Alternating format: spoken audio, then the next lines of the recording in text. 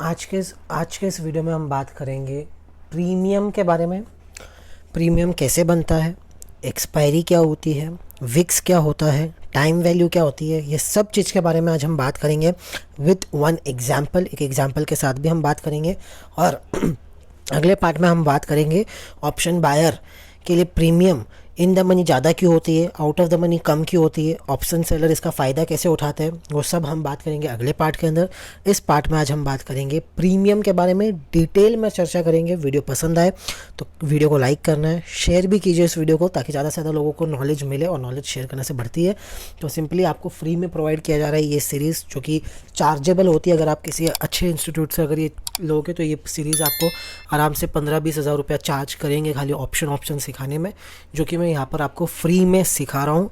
तो वीडियो पसंद आए तो वीडियो को लाइक करना है, शेयर करना है, चैनल को सब्सक्राइब नहीं किया कर लीजिए। जिन्होंने पार्ट 1 नहीं देखा है पहले पार्ट 1 देख लीजिए। और अब हम पार्ट 2 शुरू करते हैं प्रीमियम का। प्रीमियम क्या होती है, कल आपने सुना होगा पार्ट 1 के अंदर मैंने कहा था कि ऑप्शन बायर को प्रीमियम पे करना पड़ता है, ऑप्शन सेलर को प्रीमियम कलेक्ट करना पड़ता है। प्रीमियम क्या होता है? प्रीमियम होता है प्राइस जो ऑप्शन बायर पे करता है और ऑप्शन सेलर जैसे कलेक्ट करता है। अगर आप कोई चीज़ खरीद रहे हो तो आप उसकी एक वैल्यू पे कर रहे हो, तो जो वैल्यू होती है जिसको प्राइस कहा जाता है, नॉर्मल भाषा में उसको क्या कहा जाता है? प्राइस। लेकिन ऑप्शंस में उसको क्या कहा जाता है? उसे कहा जाता है प्रीमियम। उसे आप प्राइस भी कह सकते हो, लेकिन स्टॉक मार्केट के टर्म्स में, जैसे हर एक चीज़ के एक अलग टर्म में अगर आप जाओगे तो उसको एक अलग नाम से बुलाया जाता है। अभी आप एक डॉक्टर को एक डॉक्टर कहते हो, लेकिन अगर आप साइंस के नॉलेज से देखोगे तो हर एक अलग अलग टाइप के डॉक्टर होते हैं। कोई फिजिशियन होता है, कोई डॉक्टर होता है, डेंटिस्ट होता है, उन सभी को एक टर्म दिया है डॉक्टर। वैसे प्राइस हर एक चीज़ की जिसकी वैल्यू जो है वो प्राइस, लेकिन प्राइस के भी काफ़ी अलग अलग नाम होते हैं। तो उनमें से एक नाम है प्रीमियम, जो आप पे करते हो। अब आप अमेज़ॉन नेटफ्लिक्स का सब्सक्रिप्शन लेते हो, वो सब्सक्रिप्शन चार्ज आप पे करते हो, जबकि सब्सक्रिप्शन क्या होता है? प्राइस होता है। हर महीने आप एक प्राइस पे कर रहे हो, एक सब्सक्रिप्शन के लिए एक पे कर रहे हो। तो वहाँ पे ऐसे ही स्टॉक मार्केट में प्रीमियम, जो प्राइस आप पे करते हो उसे कहा जाता है प्रीमियम। सिर्फ ऑप्शन के अंदर, शेयर के अंदर उसे प्राइस ही कहा जाता है। बात करें प्रीमियम की, तो प्रीमियम वो प्राइस होता है जो ऑप्शन बायर पे करता है। जो खरीद रहा है वो प्रीमियम पे करता है, और जो बेच रहा है वो ऑप्शन प्रीमियम कलेक्ट करता है। अब ऐसा नहीं है खरीद रहा है वो प्रीमियम पे कर रहा है और जो बेच रहा है वो कलेक्ट कर रहा है। बेच भी रहा है ना, तो आपके पास ज़रूरी नहीं है कि आपके पास वो प्रोडक्ट होना चाहिए। यूजुअली क्या होता है, जब आप कोई चीज़ खरीदते हो या बेचते हो, तो अगर आपके पास कोई प्रोडक्ट है, उसे आप बेच रहे हो, उसे बेचोगे, उसके बदले में आपको उसका दाम मिलेगा, उसका प्राइस आपको मिलेगा। लेकिन स्टॉक मार्केट में ऐसा नहीं होता है।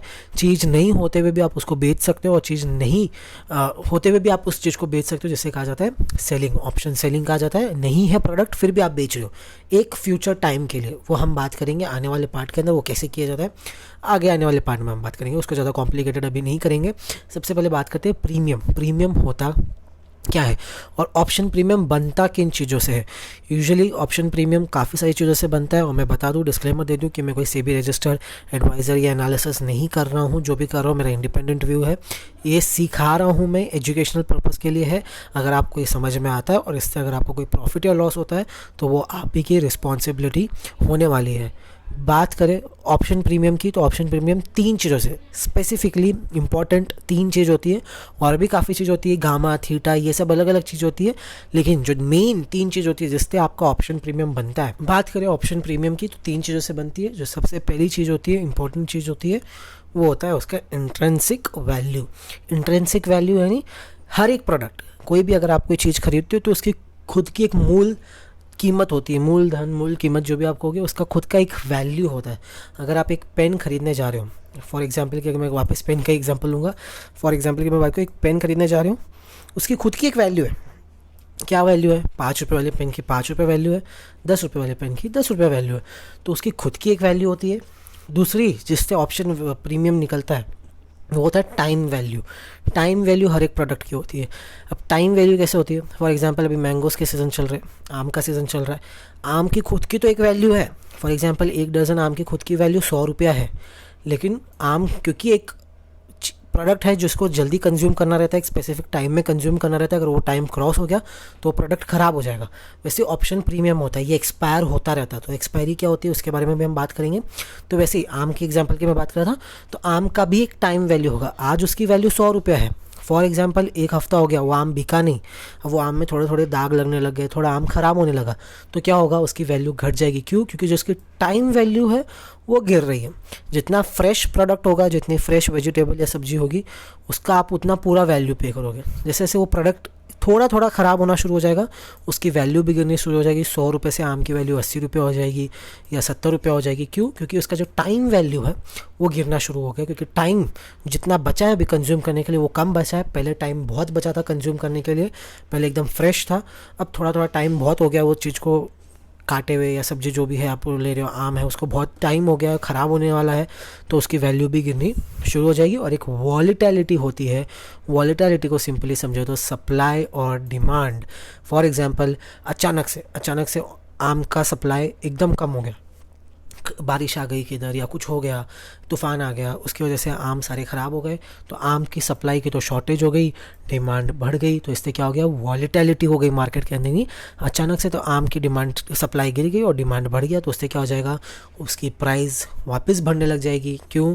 क्योंकि वॉलेटिलिटी आ गया है, अचानक से कुछ ऐसा हो गया है जिससे प्राइस तो सप्लाई तो एकदम गिर गई और डिमांड एकदम बढ़ गई। या उल्टा भी हो सकता है, डिमांड एकदम गिर गई या सप्लाई एकदम बढ़ गई अचानक से।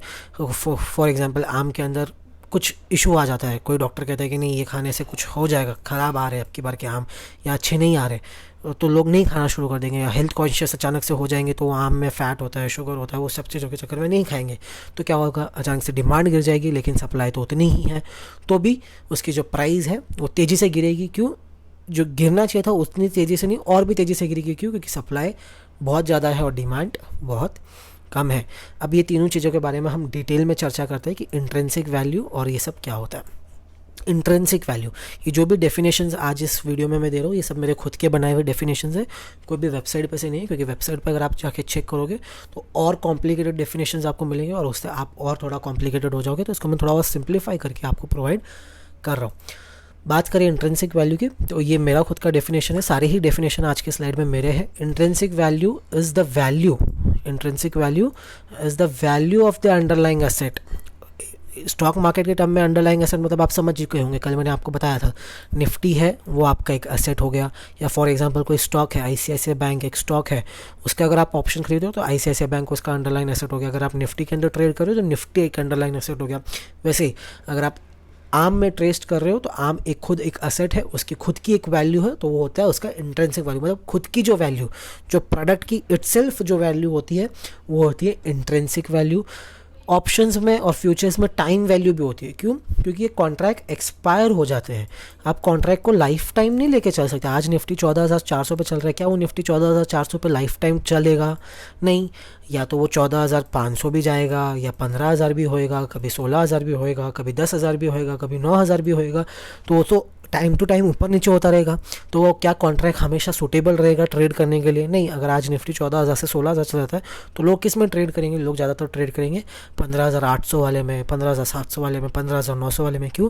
क्योंकि वो ज़्यादा बेनिफिशियल होगा। 14,400 वाले पे कोई ट्रेड नहीं करेगा। क्यों? क्योंकि वो काफ़ी टाइम पहले ही निफ्टी उसको क्रॉस कर चुका है, तो अब उस पर ट्रेड करने का फ़ायदा क्या? तो ये एक टाइम के बाद एक्सपायर भी हो जाते हैं, इसके लिए इनके अंदर होती है एक टाइम वैल्यू। टाइम वैल्यू नहीं कि वो टाइम तक ही वैलिड है, वो वैल्यू जो है वो टाइम तक है, जैसे जैसे टाइम नज़दीक आएगा उसकी वैल्यू गिरनी शुरू हो जाएगी। तो time value is calculated on basis of time near to expiry. Expiry क्या होती है उसके बारे में भी हम डिटेल में चर्चा करेंगे। तो टाइम वैल्यू क्या होती है? एक्सपायरी, स्टॉक मार्केट में एक्सपायरी नाम का एक टर्म होता है, वो मैं नेक्स्ट स्लाइड में बात करेंगे वो क्या होती है। और तीसरा होता है implied volatility. Employed volatility is calculated on basis of movement of market in near term.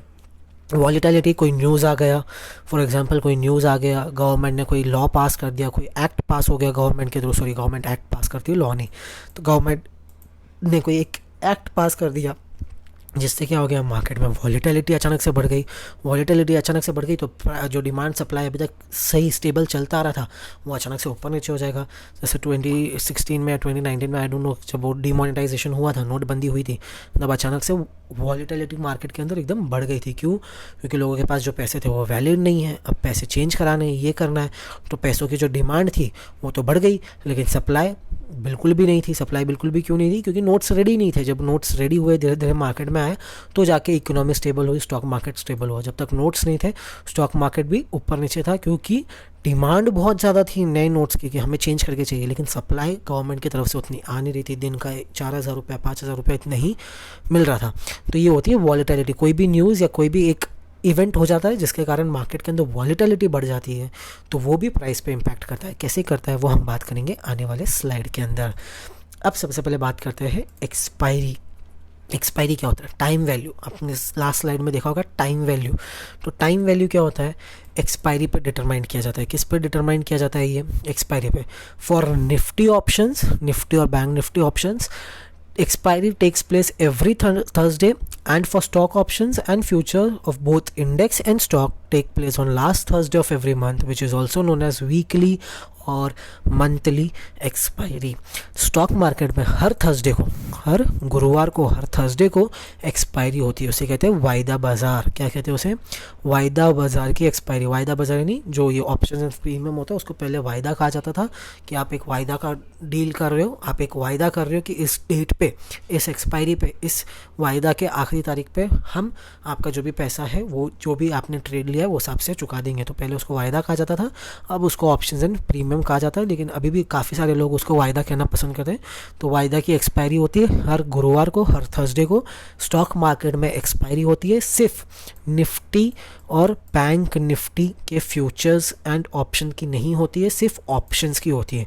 मैंने आपको बताया निफ्टी और बैंक निफ्टी। बैंक निफ्टी भी एक इंडेक्स और अब एक नया इंडेक्स आ गया है, फाइनेंशियल करके कोई नया इंडेक्स आया है। उन सभी की क्या होती है? दो चीज़ से होता है, एक फ्यूचर्स और ऑप्शन, एक फ्यूचर्स होता है, एक ऑप्शन होता है। तो ऑप्शन की तो एक्सपायरी हर थर्सडे को होती है, ऑप्शन की एक्सपायरी हर थर्सडे को होती है, लेकिन जो फ्यूचर्स होता है उसकी एक्सपायरी सिर्फ last Thursday of that month होती है, जैसे हम मंथली एक्सपायरी कहते हैं, महीने की एक्सपायरी कहते हैं, वायदा एक्सपायरी कहते हैं, कटान भी काफ़ी सारे लोग उसको कहते हैं कि कटान है, महीने का कटान है। वैसे ही वीकली एक्सपायरी भी होती है, जो हर हफ्ते ऑप्शन की वीकली एक्सपायरी होती है, मतलब हर हफ्ते आपका ऑप्शन एक्सपायर हो जाएगा, वो कॉन्ट्रैक्ट है वो एक्सपायर हो जाएगा, ज़ीरो हो जाएगी इसकी वैल्यू। ज़ीरो होने के पहले आपको जो भी उसमें ट्रेड करना है आप वो ट्रेड करके निकल सकते हो। सेम बैंक निफ्टी में भी ऐसा ही होता है, ऑप्शंस की एक्सपायरी हर थर्सडे को होती है, लेकिन स्टॉक जो भी शेयर्स है उनकी एक्सपायरी सिर्फ मंथ के लास्ट थर्सडे को की जाती है, उसको कहते हैं मंथली एक्सपायरी। और उस दिन सबसे बड़ा ट्रेड होता है मार्केट के अंदर, महीने का सबसे बड़ा कारोबार उसी दिन होता है। क्यों? क्योंकि सारी पोजीशन उसी दिन क्लोज ऑफ की जानी होती है। उसके बारे में भी हम डिटेल में एक एग्जांपल के तौर पर चर्चा करेंगे कि क्या होता है वो। और अगर कभी थर्सडे को छुट्टी है, अगर आप सोचोगे अभी कभी थर्सडे को हॉलीडे आ जाता है, कोई पब्लिक हॉलीडे कुछ आ जाता है, तो वेडनेसडे को की जाती है, एक दिन पहले की जाती है। अगर वेडनेसडे को भी छुट्टी है, थर्सडे को भी छुट्टी है, तो ट्यूसडे को ही कर ली जाती है। यानी एक्सपायरी थर्सडे को होगी या उसके पहले होगी अगर कोई छुट्टी आ जाती है मंथ के अंदर। तो अब बात करते हैं Vicks.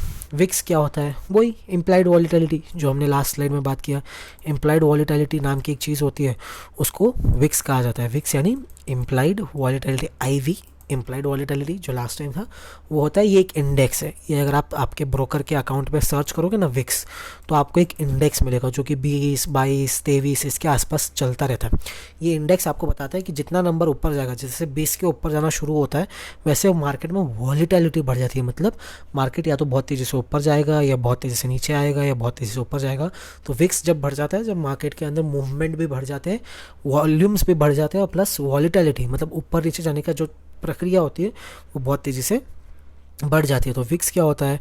Vicks is nothing but an index which represents volatility of market for coming days. यानी कुछ 1-2 दिन के लिए वो बताता है कि मार्केट का मूड कैसा रहने वाला है, बहुत ऊपर नीचे जाने वाला है, वो ये बताता है।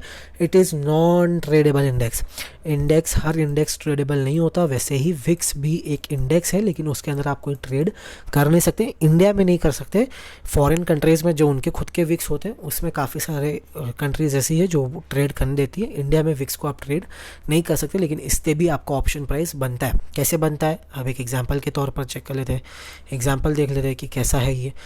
अब एग्जाम्पल की बात करें तो निफ्टी ट्रेड कर रहा है, फॉर एग्जांपल निफ्टी आज ट्रेड कर रहा है 14,400 पे। समझिए आज है ट्यूसडे, आज है ट्यूसडे, तो एक्सपायरी कब है? वेडनेसडे को। यानी एक्सपायरी होने में कितने दिन बचे हैं? 2 दिन बचे। अब निफ्टी 14,400 पे ट्रेड कर रहा है, उसकी एक शेयर की वैल्यू, अब 14,400 क्या हो गया? 14,400 हो गया स्ट्राइक्स, जो मैंने आपको कल बताया ना स्ट्राइक। तो ये 14,400 क्या हो गया? ये एक हो गई स्ट्राइक। ये कौन सी स्ट्राइक हो गई? Add the money. क्यों? क्योंकि अगर आप 14,400 पे ही ट्रेड कर रहे हो, 14,400 पे ही निफ्टी चल रहा है, तो आप किस में ट्रेड कर रहे हो? ऐड द मनी स्ट्राइक पे। आप ऐड द मनी स्ट्राइक पे ट्रेड कर रहे हो, एक शेयर की वैल्यू 100 रुपये है, निफ्टी में आप 75 शेयर का लॉट होता है। हर एक इंडेक्स और हर एक स्टॉक का खुद का अलग अलग, एफएनओ में जो भी स्टॉक्स है और इंडेक्स है उसका खुद का अलग अलग एक लॉट साइज होता है। लॉट साइज क्या होता है कि मिनिमम उतने शेयर्स तो आपको लेने ही पड़ेंगे, उससे कम आप ले नहीं सकते। तो निफ्टी का कितना है? 75 है, और आने वाले कुछ महीनों के अंदर ये जो 75 है ये कम होके 50 हो जाने वाला है। तो आने वाले 1 से 2 महीने के अंदर ये जो 75 वाला है ये आपका 50 हो जाएगा। ठीक है, अभी के लिए तो 75 है, तो हम 75 मान के चलेंगे कि 75 आपको लेना कंपलसरी है। अब एक की वैल्यू कितनी है? एक शेयर की वैल्यू है 100 रुपया। एक इंडेक्स, एक स्ट्राइक प्राइस की जो वैल्यू है वो 100 रुपये है। तो 75 इंटू 100 आपको करना है, तो कितना आएगा? 7,500 रुपया। तो 7,500 रुपये जो आप पे कर रहे हो वो हो गया आपका प्रीमियम। अब ये 100 रुपये कैसे कैलकुलेट हुआ? अब ये तो ऑटोमेटिकली कंप्यूटराइज्ड होता है, इन सभी को कैलकुलेट करने का एक फार्मूला है। वो फार्मूला मैं आपको नहीं बताने वाला, क्योंकि फार्मूला बताऊंगा तो वो बहुत कॉम्प्लिकेटेड है, और जब आप लाइव मार्केट में ट्रेड करते हो भले आप कुछ भी फार्मूला लगा लो, आपके पास एक तो उतना टाइम नहीं होता है डिसीजन लेने के अंदर, प्लस अगर आप फार्मूला बेसिस पे जाओगे तो थोड़ा बहुत आपको ऊपर नीचे आता हुआ देखने को मिलेगा। आप बोलोगे कि नहीं ये तो सही नहीं है, गलत है, क्योंकि ये सारे कंप्यूटराइज होता है, हर सेकेंड प्राइस चेंज होती है। अभी 100 रुपया दिखा रहा है, 2 मिनट के अंदर ये 100 रुपया हो जाएगा 120 रुपया, या हो जाएगा 80 रुपया। तो हर मिनट उसकी प्राइस ऊपर नीचे होती रहती है, तो वो ऑटोमेटिकली कंप्यूटराइज्ड वे में होता है। लेकिन ये 100 रुपये कैसे निकला वो भी चेक कर लेते हैं। वो निकला 30 रुपये, तो हो गया इसका इंट्रेंसिक वैल्यू। इंट्रेंसिक वैल्यू नहीं, 14,400 का जो स्ट्राइक चल रहा है उसका खुद का प्राइस मिनिमम 30 रुपये है। मिनिमम क्या है? उसकी खुद की वैल्यू क्या है? जैसे आम है, आम की खुद की वैल्यू क्या है? 100 रुपया। 100 रुपये तो आम की वैल्यू। वैसे ही निफ्टी की 14,400 की जो प्राइस चल रही है उसकी खुद की वैल्यू क्या होगी? एग्जाम्पल की मैं बात कर रहा हूँ, ये चेंज होती रहती है हर सेकेंड, ये होगी 30 रुपया। टाइम वैल्यू, क्योंकि अभी टाइम एक्सपायरी भी होने वाली है, 2 दिन के बाद ये ऑप्शन 0 हो जाएगा। इसको 2 दिन के पहले ही हमें इसके 2 दिन के पहले ही हमें इसको ट्रेड करना है, तो इसकी जो टाइम वैल्यू होगी वो होगी 40 रुपया। 40 रुपया तो नहीं होगी, कम होगी, क्योंकि 2 ही दिन बचे, लेकिन फॉर एग्जाम्पल की मैं बात करूँ 40 रुपीज़ हो गया इसका टाइम वैल्यू। तो 30 + 40 कितना होगा? 70 रुपीज़। तो 70 रुपीज़ तो आपका हो गया।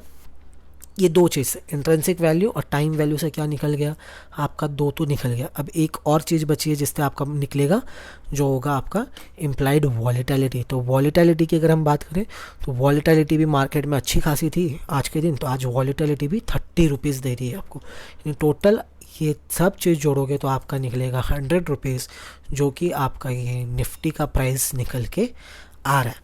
अब सबसे मेन ध्यान आपको किस पे देना है? अब सबसे आपको मेन ध्यान सबसे पहले आपका एक्सपायरी होने वाला है 2 दिन।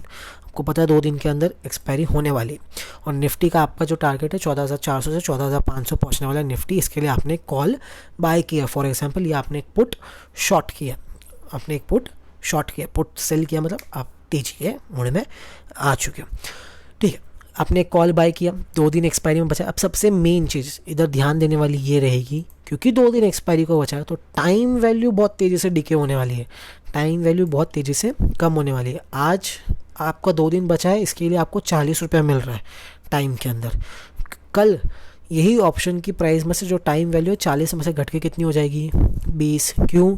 क्योंकि अभी एक ही दिन का टाइम बचा है, टाइम कम बचा है तो प्राइस भी कम लगेगा आपको। अगर टाइम बहुत बचा, ये अगर समझे 2 दिन की जगह 20 दिन बचा होता एक्सपायरी को, तो ये 40 रुपये की जगह आपका जो टाइम वैल्यू होता वो 200 रुपये के आसपास होता। क्यों? क्योंकि टाइम बहुत है, अभी बहुत टाइम बचा एक्सपायरी होने में। लेकिन अब क्योंकि टाइम सिर्फ 2 ही दिन बचा है, तो आज तो 40 रुपया है टाइम की वैल्यू, कल क्या हो जाएगी? ये टाइम की वैल्यू 20 रुपया कम हो जाएगी। अगर आपने आज ऑप्शन बाय किया है 100 रुपये डाल के, और अगर निफ्टी 14,400 से सिर्फ 14,420 तक पहुंच पाता है कल तक, भले मार्केट ऊपर गया, भले आपका डायरेक्शन सही था, फिर भी ये 40 रुपये में से 20 रुपये तो चला ही जाएगा। तो आपका ऑप्शन का प्राइस क्या हो जाएगा? 80 रुपीज़। और इंट्रेंसिक वैल्यू क्या होगी? 30 रुपीज़ से, क्योंकि थोड़ा सा निफ्टी ऊपर गया है आपके प्राइस से, तो ये 30 का हो जाएगा आई गेस 35। इसकी जो इंट्रेंसिक वैल्यू हो 35 रुपये हो जाएगी। तो 80 की जगह आपका जो ऑप्शन का प्राइस आएगा अगले दिन वो आएगा 85। क्यों? क्योंकि टाइम कम हो गया एक्सपायरी को। और वॉलेटिलिटी आज 30 वॉलेटिलिटी है, ज़रूरी है क्या कल भी 30 वॉलेटिलिटी रहेगी? कल फॉर एग्जांपल 30 वॉलेटिलिटी नहीं रहती, कोई एक न्यूज़ आ जाती है, गवर्नमेंट का कोई एक एक्ट आ जाता है, कुछ आ जाता है, उससे अचानक मार्केट के अंदर तेज़ी से गिरावट होनी शुरू हो जाती है। तो ये वॉलेटिलिटी कितनी हो जाएगी? ये वॉलेटिलिटी फटाफट 0 हो जाएगी। क्यों? क्योंकि आपका डायरेक्शन तो पूरा ही गलत हो गया, मार्केट तो तेज़ी से नीचे गिरने लगी। हाँ, फॉर एग्जांपल एक ऐसा एक्ट आ जाता है गवर्नमेंट का जिससे मार्केट में बहुत अच्छी तेज़ी आ जाती है, सब खुश हो जाते हैं, तो ये वॉलीटिलिटी क्या होगी, 30 की 60, 60 की 90, 90 की 100, फटाफट वॉलीटिलिटी बढ़ेगी तो फटाफट आपका ऑप्शन का प्राइस भी बढ़ेगा। क्यों? कि वॉलेटिलिटी आपके फेवर में काम कर रही है। आपने जिस डायरेक्शन में सोचा था उसी डायरेक्शन के हिसाब से वॉलेटिलिटी भी बहुत तेज़ी से बढ़ रही है। तो ये याद रखने का, जब भी एक्सपायरी नज़दीक हो सबसे पहले आपको ध्यान देना है टाइम वैल्यू पे, क्योंकि टाइम कम है, मार्केट के पास 2 ही दिन है कि मार्केट को 14,400 से 14,500 आना है।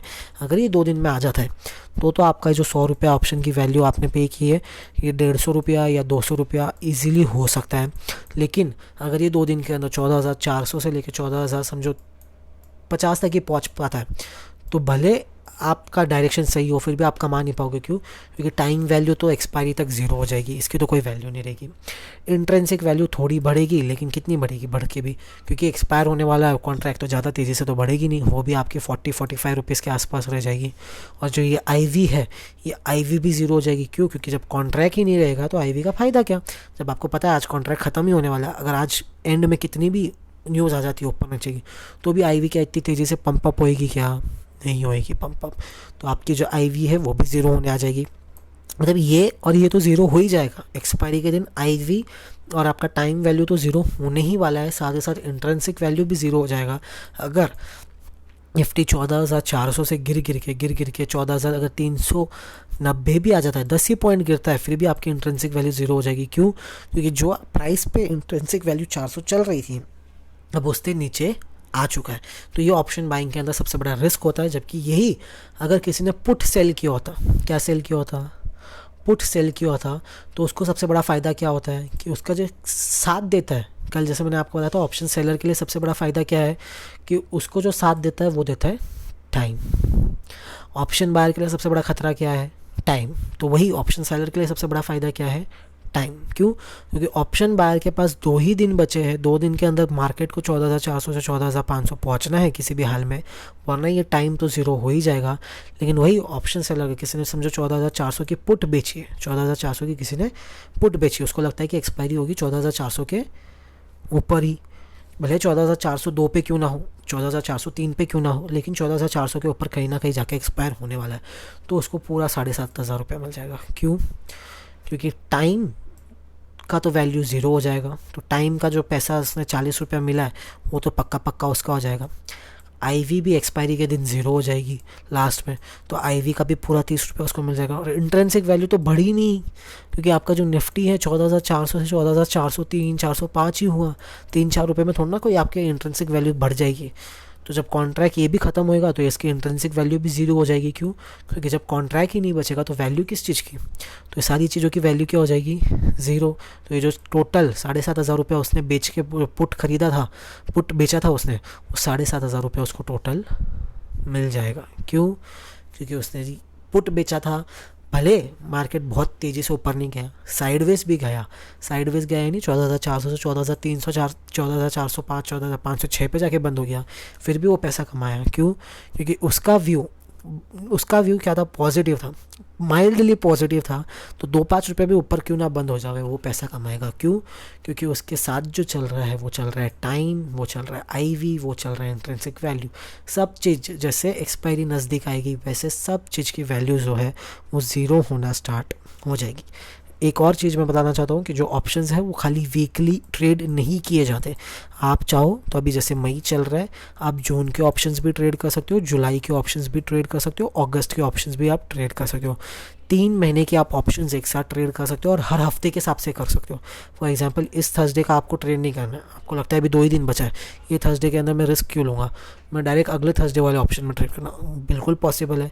आपको लगता है कि नहीं, जून में मेरे को लगता है कि मार्केट 14,400 से 16,000 पहुँच जाएगा जून या इंडिया जुलाई तक, तो आप तभी के भी ऑप्शन ले सकते हो। क्योंकि आपके पास ऑप्शंस के टाइम जो होता है 3 महीने का आपके पास टाइम होता है, 3 महीने के अंदर आप कोई भी थर्सडे का एक ऑप्शन सेलेक्ट करके उसमें ट्रेड कर सकते हो, भले चाहे वो ऑप्शन बायर हो या वो चाहे ऑप्शन सेलर हो। जितना दूर का आप ऑप्शन ट्रेड करोगे याद रखना उसमें उतना ही ज़्यादा आपका टाइम वैल्यू होगा।